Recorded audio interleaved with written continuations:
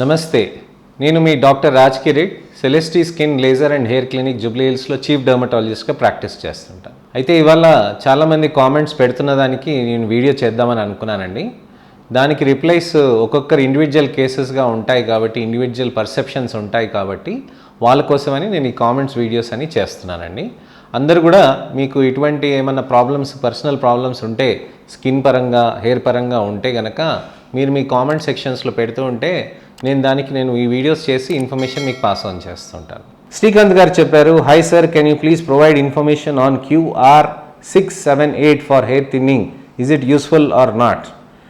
శ్రీకాంత్ గారు, చాలా controversial topic మీరు అడిగారు. QR678 అనేది ఒక పెప్టైడ్, దానికి ఒక మాలిక్యులర్ నేమ్ అట్లా ఇచ్చి ఒక పర్టికులర్ సెట్ ఆఫ్ డాక్టర్ మాత్రమే చేస్తున్నారనమాట. సో ఆ QR678 గురించి చాలా కాంట్రవర్సీ జరిగింది మా సైంటిఫిక్ సర్కిల్స్లో, మా డర్మటాలజీ దాంట్లో డిస్కషన్స్ అయినాయి. మాకు తెలిసినంత వరకు సైంటిఫిక్ డేటా QR678ని ఎవరు ఎక్కడ ఏ విధంగా కూడా ప్రొజెక్ట్ చేయలేదు, ఏ విధంగా కూడా ప్రజెంట్ చేయలేదు, ఏ విధంగా కూడా డిబేట్ చేయలేదు.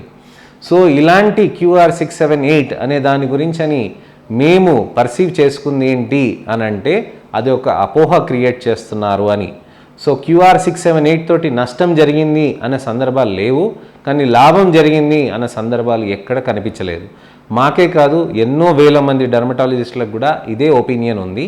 సో QR678 గురించి నేను చెప్పేది ఏంటనంటే అదో గొప్ప థెరపీ అని అయితే మీరు అనుకోకూడదు. ఏ విధంగా బెనిఫిట్ అవుతుందనేది మాకు ఐడియా లేదు కాబట్టి మేము దానికి మీకు సజెస్ట్ చెయ్యము.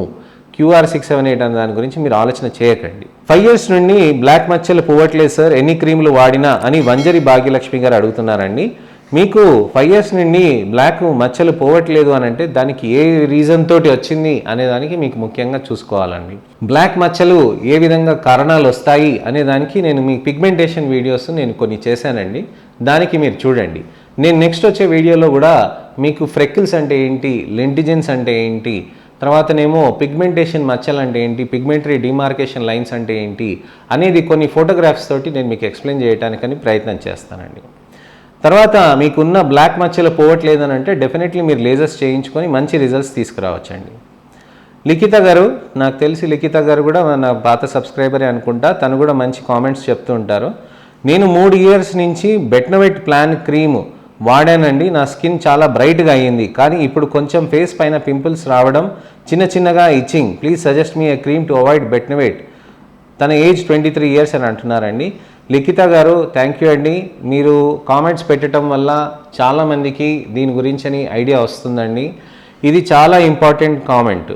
సో ఈ క్రీమ్స్ తోటి, బెట్నోవేట్ క్రీమ్స్ తోటి, టాపికల్ స్టిరాయిడ్ క్రీమ్స్ తోటి ఎంత ప్రాబ్లమ్స్ అవుతాయి అనే దానికి నేను ప్రీవియస్ వీడియో చేశాను. దాంట్లో మీరు చూసిన ఫొటోస్ చూశారు. ఇది చాలా తక్కువగా మీకు ప్రాబ్లం అవుతుంది లిఖిత గారు. మీరు ఇన్ఫర్మేషన్ మీరు పాస్ ఆన్ చేశారు, నాతో పాటు మీరు పార్టిసిపేట్ చేస్తున్నందుకు థ్యాంక్ యూ సో మచ్. కాకపోతే ఫస్ట్ థింగ్ మీరు చేయాల్సింది బెట్నోవేట్ క్రీమ్ చెత్తబుట్టలో పడేయండి. బెట్నోవేట్ క్రీమ్ ఫేస్ మీద పెట్టడానికి కాదు, చేతుల మీద, కాళ్ళ మీద పెట్టుకోవటానికని. అది కూడా medical conditions, eczema, psoriasis, lichen planus, ఇతరత్ర మెడికల్ కండిషన్స్, డర్మటాలజికల్ కండిషన్స్ ఉన్నప్పుడు స్కిన్ పైన పెట్టుకోవటానికని. ఫేస్ పైన బెట్నోవేట్ అనేది పెట్టకూడదు. అది ఫస్ట్ చెత్తబుట్టలో పడేయండి. మీకు ఇచ్చిన మెడికల్ షాప్ వాళ్ళకి చెప్పండి. తర్వాత మీ స్నేహితులకు ఎవరికైనా కానీ మీరు బెట్నోవేట్ క్రీమ్ ఫేర్నెస్ అవుతారు, మీరు వాడండి అని చెప్పిన వాళ్ళకి కూడా ఆపేయమని చెప్పండి. మీకు ఎవరైనా ఇచ్చినా కానీ ఆ ఫ్రెండ్కి కూడా మీరు ఆపేయమని చెప్పండి క్లియర్ కట్గా. ముఖ్యమైనది ఏంటంటే ఇప్పుడు బెట్నోవేట్ ఆపేశాక మీకు ఫేస్ నల్లగా అవుతుంది, తర్వాత ఏంటంటే ఇచ్చింగ్ వస్తుంది, మూడోది ఏంటంటే డ్రైగా అయిపోతుంది, బాగా పొట్టు ఊడినట్టుగా అయిపోతుంది, తర్వాత నాలుగోది ఏంటంటే నల్లగా అవుతుంది. దీనికోసమని ముఖ్యంగా మీరు ఏం చేయాలనంటే మాయిశ్చరైజర్ బాగా పెట్టాలి. మాయిశ్చరైజర్ చేస్తూ ఉంటే స్కిన్ దానంతా అదే రీగెయిన్ అవుతూ ఉంటుంది. సో డెఫినెట్లీ ఇది రీగెయిన్ అవుతున్నప్పుడు అప్పుడు మీకు మొటిమల్ అనేది తగ్గటం మొదలు పెడుతుంది. మొటిమల్కి డాక్సిసైక్లిన్ కానీ, టెట్రాసైక్లిన్ కానీ, లైమిసైక్లిన్ కానీ కోర్స్ ఒకటి మెడిసిన్స్ ఉంటాయి. అవి డెఫినెట్గా వాడుతుంటే ఆ మెడిసిన్స్ తోటి కూడా, క్రీమ్స్ తోటి కూడా మీకు ఆ మొటిమల్ అనేవి తగ్గుతాయి. అప్పుడు ఈ స్కిన్ అనేది అంతా స్మూత్గా రావటం, డ్రైనెస్ పోవటం, తర్వాతనేమో మాయిశ్చర్ తోటి స్కిన్ సాఫ్ట్ అండ్ సపుల్గా కావటం, మీ ఓన్ స్కిన్లోకి రావటం అనేది జరుగుతుంది. అప్పుడు నల్ల మచ్చలకి అనేది మనం డెఫినెట్గా ట్రీట్మెంట్ తీసుకుంటూ ఉంటే బెటర్గా రిజల్ట్స్ అవుతూ ఉంటుంది అనమాట. అర్జున్ గేమింగ్ గారు అడుగుతున్నారు, hi sir, nice to explain me about skin treatment sir. Got thyroid, I had pigmentation, I'm using look bright ointment in night times now. I'm better, not much satisfied, please suggest any other creams. Arjun గారు, first thing ఆ look bright cream అనేది ointment అనేది దాంట్లో check చేయండి. బీటామిథసోన్ కానీ క్లోబెటసోల్ కానీ ఏ విధమైన steroids ఉన్నాయనంటే first అది ఆయింట్మెంట్లు పడేసేయండి. లేదు simple kojic acid, vitamin C అలాంటివి ఉన్నాయనంటే మీరు డెఫినెట్గా వాడచ్చు. థైరాయిడ్ ఉన్నప్పుడు పిగ్మెంటేషన్ అనేది వచ్చే ఛాన్స్ ఉంటుంది. కానీ పిగ్మెంటేషన్ అనేది వచ్చేది దేనికోసం వస్తుంది అనేది మేము చూసినాకనే మేము డిసైడ్ అవుతాం. సో మీరు మా దగ్గరికి వచ్చి డెఫినెట్గా కలవచ్చు. షేక్ నజ్మా గారు అడుగుతున్నారు, హాయ్ సార్, నా హెయిర్ లెంత్ ఉంది, థిన్గా అవుతుంది, గ్రే హెయిర్ కూడా చాలా ఎక్కువగా వచ్చింది, వీటిని ఓవర్కమ్ చేయొచ్చా, నా ఏజ్ 27 అని అడిగారు.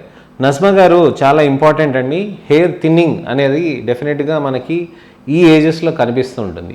యూజువల్గా ఏంటంటే 14 ఏళ్ళు 16 ఏళ్ళు ఆ టైంలో ఉన్న జడలు 26 ఏళ్ళకి తక్కువ అవుతుంది.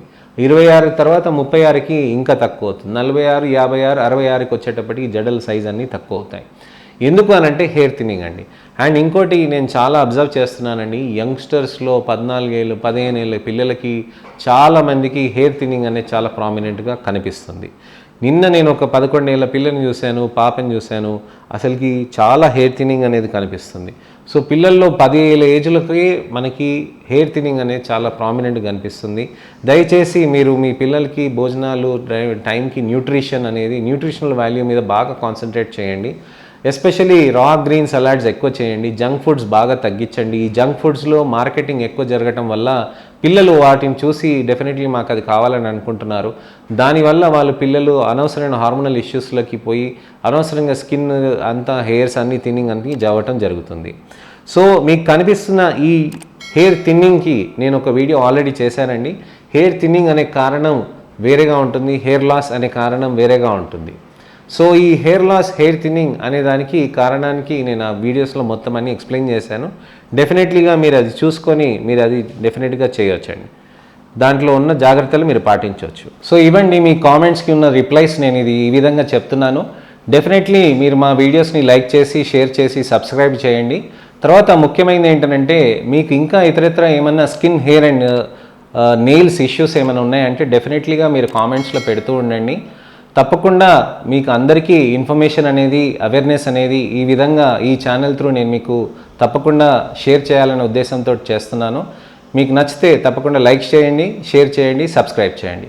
నెక్స్ట్ ఇన్ఫర్మేటివ్ వీడియోతోటి మళ్ళీ కలుస్తాను. నేను మీ doctor Raj Kireet, Celestee skin laser and hair clinic, Jubilee Hills, హైదరాబాద్లో చీఫ్ డర్మటాలజిస్ట్గా ప్రాక్టీస్ చేస్తున్నాను. నమస్తే.